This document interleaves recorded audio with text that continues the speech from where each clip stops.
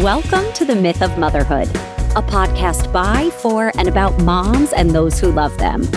I don't believe in TMI, and this is a 100% judgment-free zone because there is no one right way to be a mother. There is only your right way. I'm your host, Alyssa Alter, a Brooklyn-based mom, women's health expert, and motherhood advocate. Curious to learn more about what I do and why I do it? Visit alyssa-alter.com. All right, let's get this myth-busting party started. Welcome back. I am so happy that you're here. And I'm especially excited because we are going to start today's episode with a song. And if you know the lyrics, you are welcome to sing along. If you know the tune but not the lyrics, you can hum along. If you just want to let the nostalgia wash over you, you do you, boo. Okay, are you ready? Here we go. The dream got broken, seemed like all was lost. What would be the future?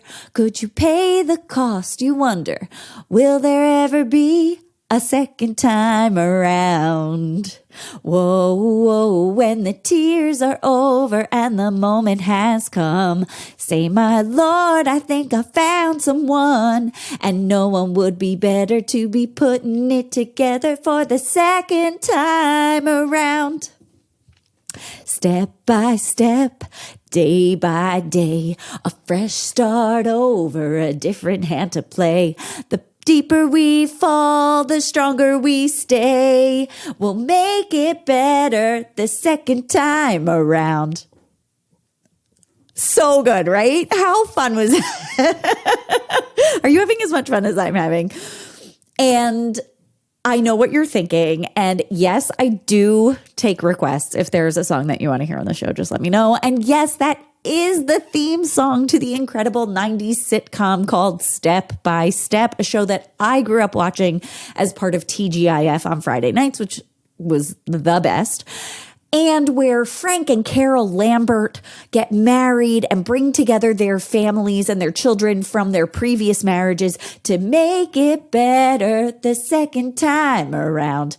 And since that is the theme of today's episode, it felt right to bring Frank and Carol and the kids with us, right? And also, I couldn't get the song out of my head, so you're welcome, because now it's probably going to be stuck in your head, and maybe that will, I hope that will brighten your day and not ruin it. So today, we are talking about the second time around in regards to marriage and babies. Now, you know this already about me. I say a lot of things that catch people off guard. Right?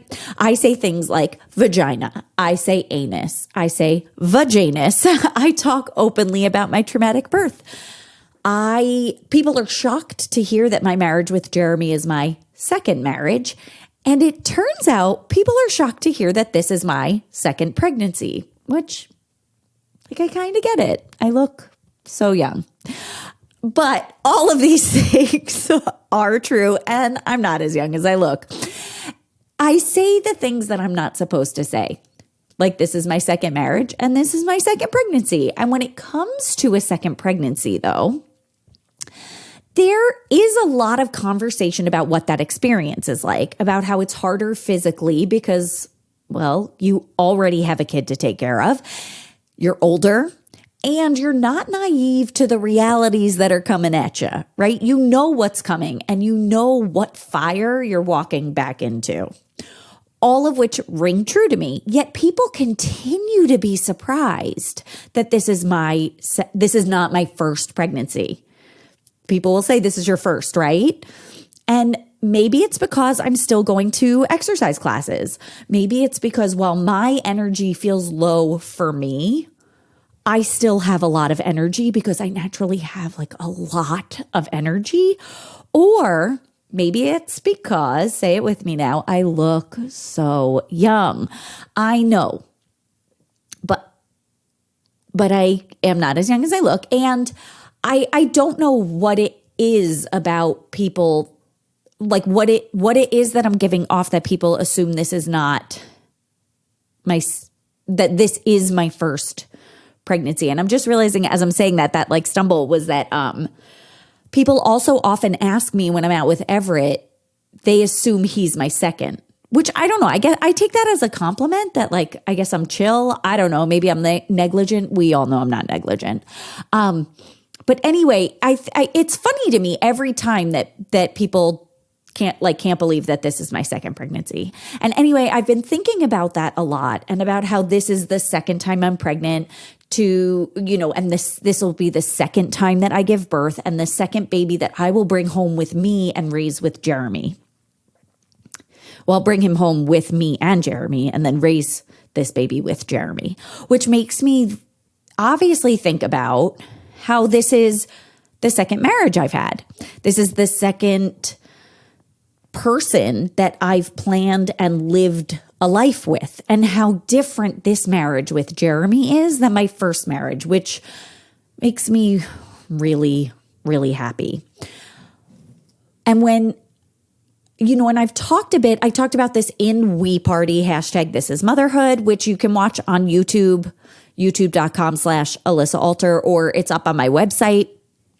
And I talked about this in episode 64, Walking Back into the Fire. And I'm talking about it a little bit more right now, but in a different context with more information. But utilizing what I already know from past experience and applying that to this experience. When I got a divorce, right, and I started dating, I had a few hard and fast rules. While dating, I was looking for a man who, and I quote, has job, is keeping job. Right? That was like the hard and fast rule. And then the other one was that I'm making different mistakes this time. I'm just not going to make the same mistakes again. If anything that I was doing felt familiar in like a repetitive way, if the guy I was seeing behaved in a way that was like too similar to things that were in my marriage or with my ex, if that same dynamic came up, I had to change things. I had to either address it depending on how long I'd been dating the person, or like, okay, like this isn't the one for me. I had to use the information to make different mistakes because I knew where those things were leading. And I promised myself that I was going to make different mistakes this time, which also makes me think of, do you remember that Seinfeld episode where George Costanza realizes that he cannot trust any of his innate instincts? So every decision, everything that comes up, he like thinks of what he would do, and then he does the exact opposite, and suddenly his life gets so much better. That was basically me, and it worked for me too. It worked in a lot of ways. Not because my ex was so, insert whatever adjective you want to insert there, but because I had spent the first 30 years of my life, the first 3 decades of my life, checking boxes and taking names, doing what was right, what was expected, what was prescribed for me implicitly and explicitly, that I didn't know what my intuition was, where she lived, and I certainly had no idea what she was telling me to do or how to interpret that. I mean, did you even, like, if you listened to episode 66, the brain vagina connection, you know, like I didn't even know what she was screaming at me. Like my intuition was screaming at me and slapping me across the face, and I had no idea. So as I entered the dating world, I didn't have a roadmap. I didn't have a GPS. I didn't have a guide for what I wanted. All I knew was very clearly things I didn't want. So I had to build that roadmap. I had to build that GPS. I had to build that guide for myself, which is what I talked about in episode 66, listening to that brain vagina connection, what that taught me and how that led me to creating your owner's manual and my pelvic floor classes. So at my Pilates for Privates courses. So I did this, while I didn't have information about what I wanted or any sort of there is none, but all I wanted was like a formula for like how to get what I did want. What I did have was the laundry list of things I didn't want. And I could recognize those red flags really clearly and really simply and make a decision, make a different decision, make a different mistake this time. And I'm taking that and I am all of those lessons and that sort of strategy. And I guess you could say like a framework or perspective or, I sometimes hate the term mindset, but I sometimes love the term mindset. And I'm applying that to this situation, my second pregnancy, my second birth, my second son. Now, okay, I'm, of course, draw from a lot of my different experiences in this podcast, in my approach, in my methodology, in the way I do things and the way I think about things and present them to you. So I want to share something that we learn and practice in improv comedy, which I know. Did you even know we were going to be talking about improv today? You're welcome. Also, if you've been here for a while, you're 0.0% shocked that this is where we're going. This is where we've ended up, that we're talking about improv. Improv teaches us a lot of great life, love, and parenting lessons, which is why I wrote an article for Postpartum, and we have an episode of Myth of Motherhood about how, like, the 5 rules of improv that actually prepared me for parenthood. But the thing that we're talking about today is playing to the top of your intelligence. This is literally in the Upright Citizens Brigade Comedy Handbook, which, yes, I read before my first UCB class, and yes, it lives on my bookshelf. In improv, as you are creating the world, right? Because you're improvising. Nothing is predetermined. Nothing is scripted. It is completely improvised, made up on the spot. As you are creating the world of the scene or the show, the people you are playing with, your teammates, confirm what's already been established and then add new information. That's yes and, which you've probably heard as some sort of, in some respect, because that, I don't know, is like the most common one. And it was in like Amy Poehler's book and I think also Tina Fey's book, but maybe you've never heard that before. So that's sort of the number one rule of improv is yes and. We confirm what has already been established, and then we also add new information. Okay, so for example, if I'm starting a scene, I could say, I love the laundromat on Saturday mornings. It's my favorite. And then my teammate might say something like, I also love the laundromat on Saturday mornings. It's so quiet, unlike Thursday evenings when those college kids come and have drunken laundry night. So you see, I established, we know that we are at the laundromat. It's quiet on a Saturday morning on the week, right? It's quiet on weekend mornings. And then my teammate was like, yes, that is true. And we learned that during the week in the evenings, it's filled with college kids who like to drink while doing laundry. With this information, we can play to the top of our intelligence and make other assumptions, declare other things about this world. Maybe there are a lot of Taco Bell bags lying around, or maybe we make some sort of joke about the number of going out tops, although from what I hear on social media, going out tops aren't a thing anymore, which that can be a topic for another day. Maybe the next line is something like, I know, honestly, I'm still pissed about that time that Lance puked in my dryer. I had to rewash all of those clothes. Now we know, we've confirmed everything beforehand, and we know that we know the names of these kids who drink at the laundromat. That's how often that we see them, right? There's a relationship there. And we know that they do dumb things like puke into dryers without even looking to see if it's empty. Also, why would you puke into a dryer? But anyway, this is made up. This is made up, yet that made up thing makes sense in this world that we've established, right? It belongs in this world. It's a line spoken by someone putting the pieces together of this world and playing to the top of their intelligence. It's like applying if this, then what, right? With real world information of like how things work in the world. This makes it relatable. We're with you. We are in this world. We know this world. It wouldn't make sense for the next line after, unlike Thursday evenings when those college kids come in for their drunken laundry night, it wouldn't make sense for the next line to be like, I brought my grocery list with me.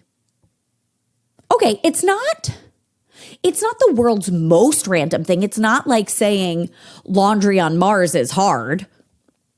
Okay, why are we in space suddenly? What? Right, I brought my grocery list. Because what makes sense about it to me is that, like, yes, this is another item on the list of invisible labor that mostly women do. But also it's not really relevant to what we've already established about our reality and our world, right?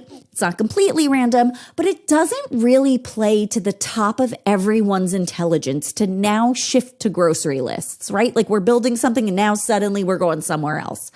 I made up this example and I thought this like laundry list and drunken laundry night. And I thought about changing it to making it something more relevant to our subject matter, marriage, babies, motherhood, all of that. But then I also thought that like this fun little commercial break would be fun, right? And also now I kind of want to see like a sketch of like drunken laundry night, right? Don't you? I know you do. I know you do. Me too. Anyway, okay, back to marriage and babies and doing things for the second time while playing to the top of our intelligence. Now, sometimes playing to the top of your intelligence isn't about knowing the next most sensible, realistic thing, right, to say, or what that next reasonable thing is. Sometimes playing to the top of your intelligence is knowing what the next sensible thing isn't, right? Like, I don't know what it is like to have a peaceful or ideal birth experience. My birth experience was traumatic. That doesn't mean it was completely devoid of magic and love and happiness, but all of that occurred and exists under this dark cloud of trauma that I carry with me in the form of post-traumatic stress disorder. It's been almost 3.5 years since my birth experience, and over that time, I've gained information, data, and perspective so that I can have some clarity on what I don't want. Like after my first marriage, I didn't know exactly what I wanted, but I knew what I didn't want. After my birth experience, I don't know exactly what I want because I've heard about it, but I don't have the live experience, but I do know a bunch of things that I don't want. And the way I talked about that when I was dating, and I'm using this now, is like, I want not that, which grammatically doesn't make any sense, but it really does make sense. Like, I know I want not that. And wanting not that served me very well as I dated myself and got to know myself after my first marriage, and as I dated other people. Not that guided me very well and led me to Jeremy, which I still can't get over. I can't believe I get to be married to him. I am a really big fan. I really like him. Even when he's being annoying, it's not that stuff doesn't happen. I just really like him. So I know the power of not that. So I'm applying that to this pregnancy and my plans for birth and my plans for postpartum. Things that fall under the like, not that, things that I don't want. I don't want to handle everything myself. I don't want to handle everything. I don't want to do it all. Even if I can, I don't want to. That did not feel good last time. That felt scary.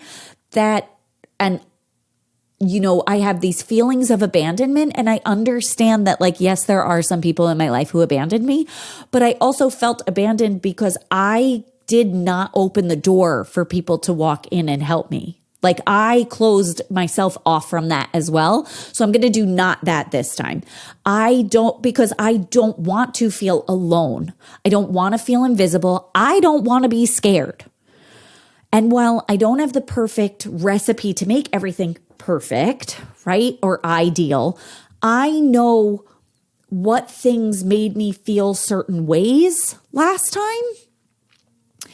And I'm going to make different decisions. I want not that. And I'm going to make different mistakes this time. So I'm going to choose not that, even if they are also a different type of mistake. I'm cool with different. Different is what I'm after. I'm not chasing perfection or fairy tale or transcendence. I don't know that exists, but what I am chasing is different. And I remember when thinking about that, also brought me back to how I was feeling when I was getting ready to marry Jeremy, which to have a second wedding. It wasn't the marriage with Jeremy that brought anything up. It was doing a second wedding, another wedding.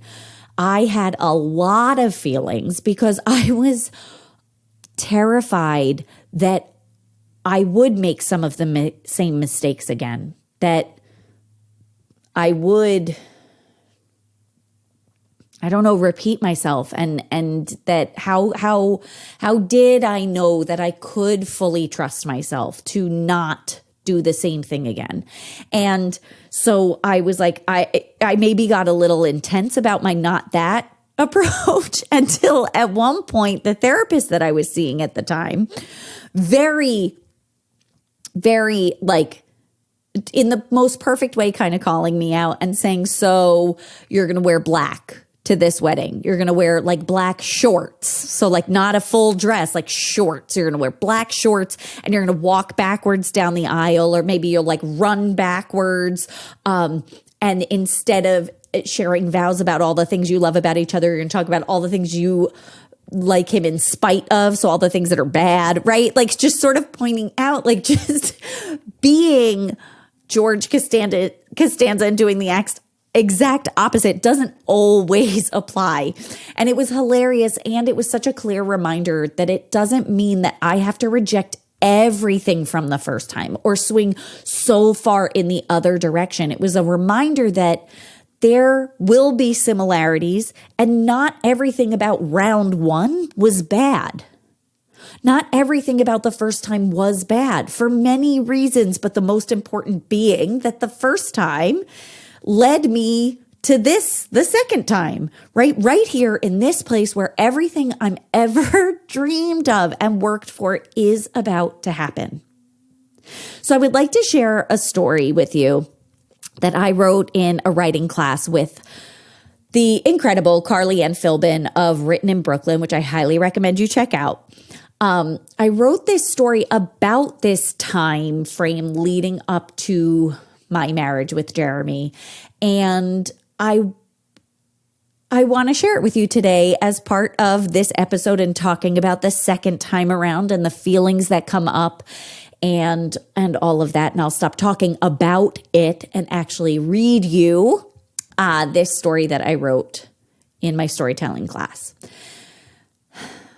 This can't be happening. This can't actually be happening. This is happening. I'm staring into the mirror with a sty in my eye and a black eye, like a literal black eye. A black eye because I'm using the warm compress 4 times a day, like the doctor told me. And apparently the line between warm and hot is very thin. I have a sty in my eye. It's swollen and red and disgusting. I have a sty, and it's literally 12 days before my wedding. Use the ointment, the doctor said. Reduce stress, the doctor said. Use a warm compress, the doctor said. And now here I am staring in the mirror at my swollen, disgusting black eye, and I can't believe this is actually happening. Did you know that stress can cause you to get a huge giant zit in your eye right before your wedding to the person you're supposed to marry? Not before the wedding to the person you weren't supposed to marry. Nope. The wedding to the person you are supposed to marry. And you know what? I have been really fucking stressed. I don't want to admit it because I don't want anyone to think it's because I don't want to marry Jeremy, because I very much want to marry Jeremy. I am blown away by everything about him. I never knew I could be in a relationship with such a kind, considerate, good person. I'm scared that maybe he shouldn't want to marry me. I keep having the same dream. Well, it's more like a nightmare. My ex-husband shows up to the wedding. He's there. He's with his parents, sometimes his grandparents too. His sister isn't usually there, but they all want to sit with my family. And I keep telling them to leave, but apparently I invited them. Why would I do that? My ex keeps trying to give me his approval of Jeremy. And then he tries to participate in the ceremony. He offers to give me away.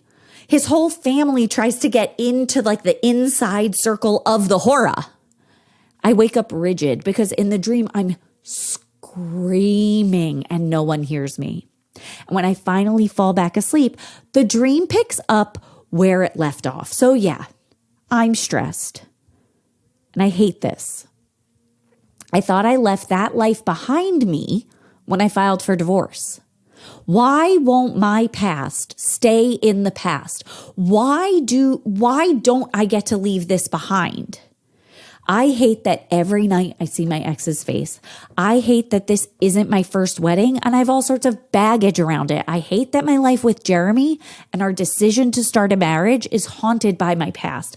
I hate that I'm asking the people I love to come to another wedding, that they are going to feel obligated to give me another gift, that they have to schlep to Brooklyn. I feel guilty. My friends feel like they need to throw me a bachelorette party. I hate that I feel ashamed to have another bachelorette. I want to celebrate with abandon. I kind of want to be that carefree 25-year-old I was the first time around, but with Jeremy. Part of me wants the whole penis hat thing. And I hate that I wasted so many years with someone who never deserved them. I want everything about this wedding to be different from my first wedding. I want it to be fresh and new. I want it to feel like the first time. I want it to reflect how different everything is, how different Jeremy is, how different I am. But how do you make a wedding different than a wedding? I tried to get Jeremy to elope. I tried to lure him with extravagant, exotic locations. I tried to propose we do City Hall with immediate family only and then use the money to buy a big apartment and a car and have a baby. But Jeremy hasn't been married before.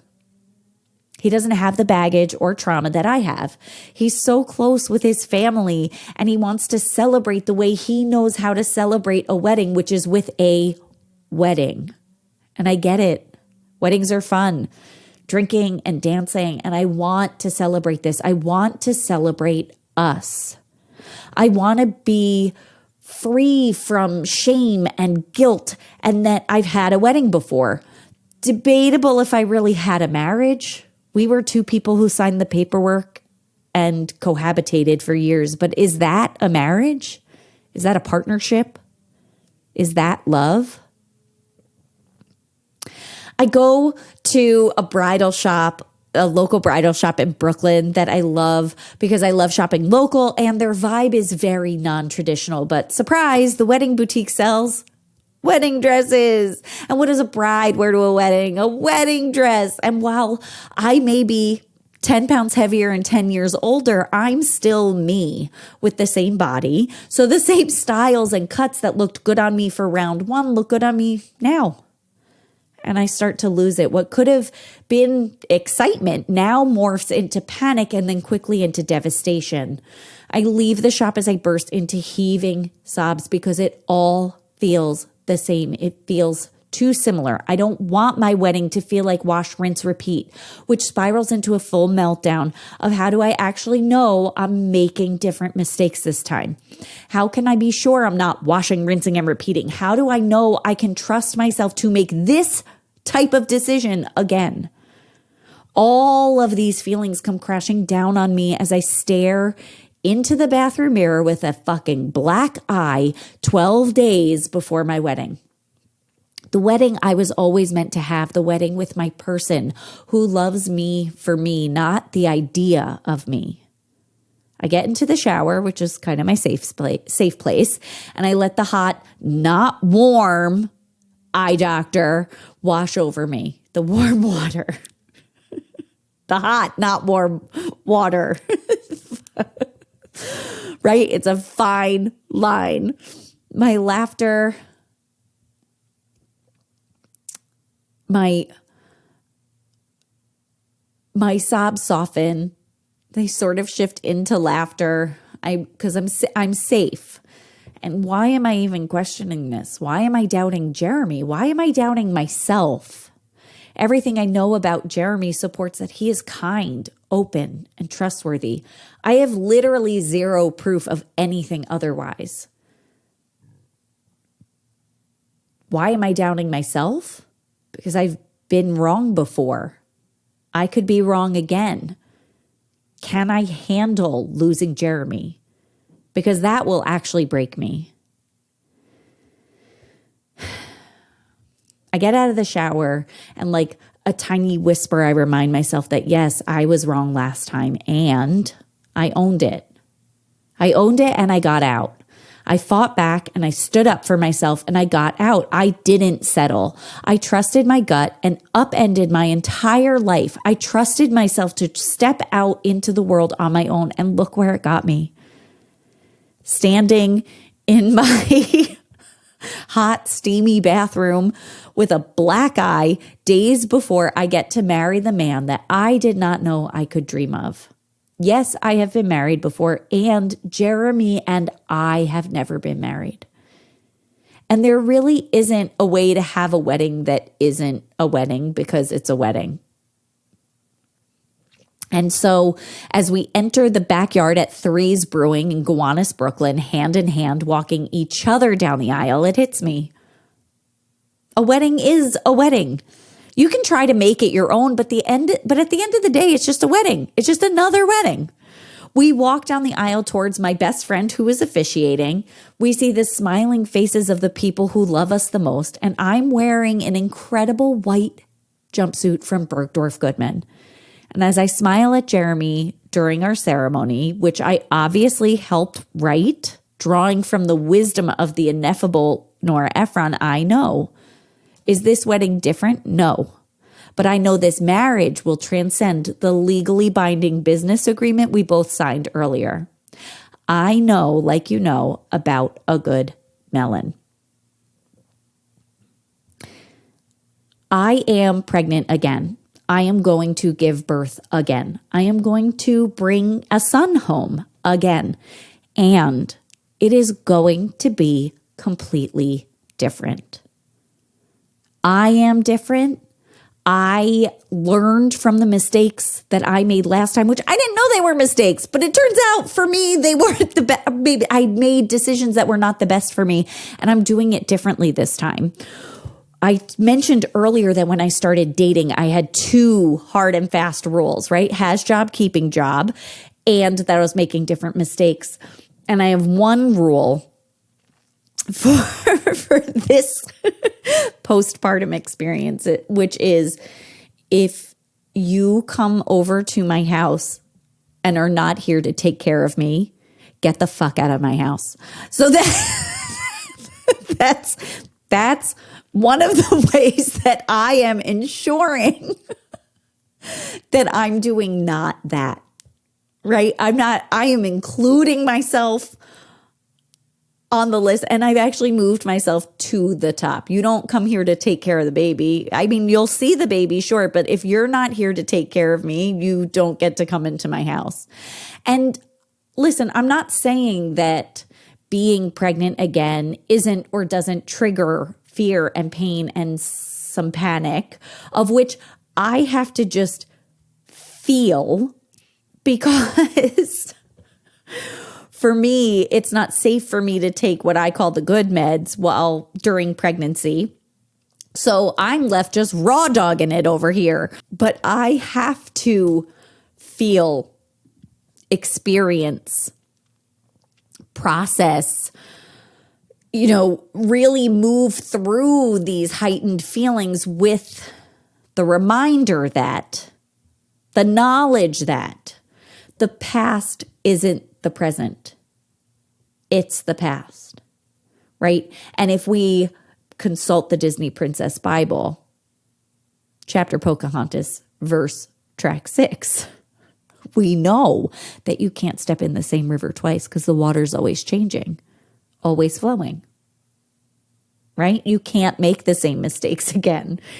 It's different. This experience will be different. So it's not about being George Costanza and just doing the opposite of what happened last time, but it's about making really intentional and specific decisions, plans, and intentions that result in a different experience.